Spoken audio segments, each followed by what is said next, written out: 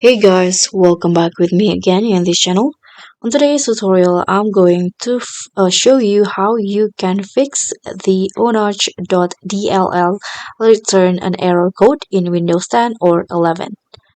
So are you getting the unarc dll return an error code while installing a game or software on Windows 10 or 11? So in this video, I'm going to show you how you can fix it easily. But first, I'm going to tell you why does this error happen.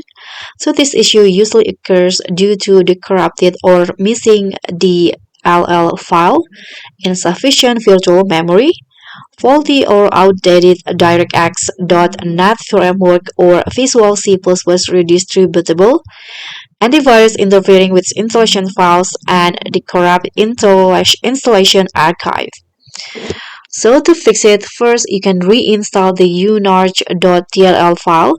This is the safest method. You can just download the file from a trusted source. So do not download from random sites. Copy the file to the apps that you want to install.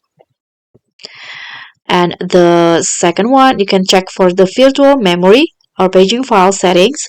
You can press on Windows plus R and type on this keyword as this one. Hit on enter and go to the advanced tab. Click on settings under the performance. And now you can just in advanced in here you can just change the under virtual memory, this one in the advanced. Click on change and select automatically manage paging file size or set at least 2 GB manually. After that, you can just tap on OK and restart your PC. Next, you can also install the missing software dependency. You can update your DirectX, .NET Framework, or Visual C++ redistributables. You can also disable the antivirus or Windows Defender first because some antivirus software blocks DLL files. So that's pretty much all.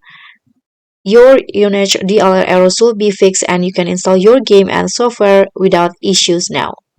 Let me know if you need more help. Thank you so much for watching. Don't forget to like, comment, and subscribe. Also, click on thanks. Bye.